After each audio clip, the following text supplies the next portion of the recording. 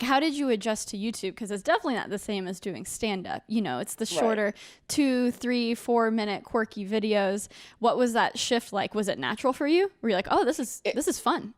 This wasn't natural for me because I was like, well, I wasn't thinking anybody was looking at it. It was like just writing in a notebook. I'm just putting my videos there.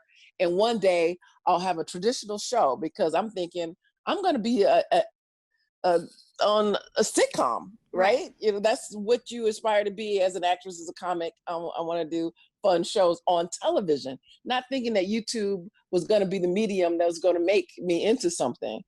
But as people started recognizing me on the streets, I was like, you know what? I really need to pay attention to this right here because this is where I'm showing love. And then when money started coming in, I was like, oh, yes, I didn't make no money doing stand up, you know, late at night getting bumped off the stage and have to walk to my car late at night and say, excuse me, sir, can you get off my car? You know, and then people, no, she had to drive like 5 or 6 comedians home because nobody have a car. You know, you the one with the car. I mean, Crazy. what were those nights like doing stand up? Like what were the It was crowds? crazy. Was it like a crowd of 10 people or was it a little Some rowdy? And then like what was that like?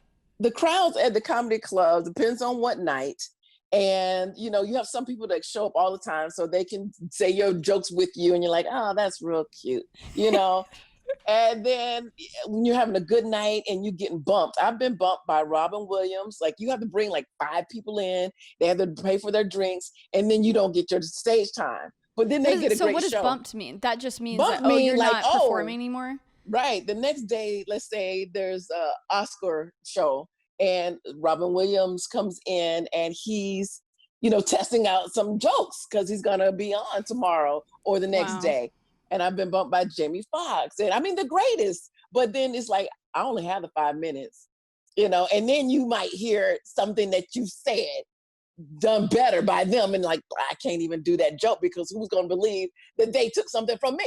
You know, so Wow. So I'm sure YouTube was kind of a breath of fresh air. Like, it oh, was definitely a breath of fresh air. And a lot of people only have one set.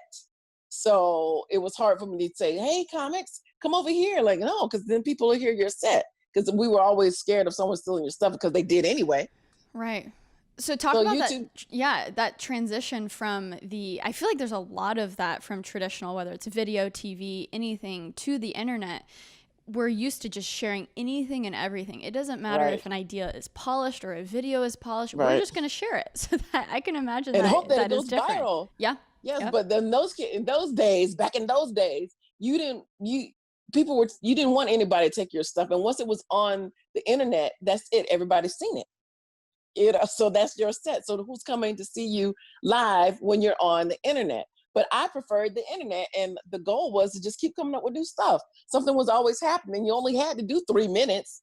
You know, like if you had an hour set, you set for a while. But me, something was always happening. You know, so I'm like, let me tell you what happened today, and then you start developing characters, and that's great. And some things take off. I'm curious what you think about this new, maybe not new, but the latest wave of comics who are really taking YouTube and they're really hijacking, honestly, the podcast space. And they're living in both of these worlds now where they're selling out shows, but it's because, hey, I listened to your podcast. You know, you have this. I mean, of course, a lot of them are going through drama right now with the whole Chris D'Elia group and all that stuff. But you have people Yeah. like, yeah, Theo Vaughn and Joe Rogan. And it's this ring of comics turned podcaster. And it's this kind of weird give and take relationship where it's almost just they merge into each other. It's almost like there's no separation now. I do have to say that it has is great because I was on a medium where people were like, um, YouTube is weird. That's the internet is wrong. Like, how dare you not even a real actor? And now you you come back to the comedy clubs and you're filling out because they know you from the internet. So it's the same thing. You know, you want to be like, this is where I am, and it's great. But then things start to change, and it's great for them too.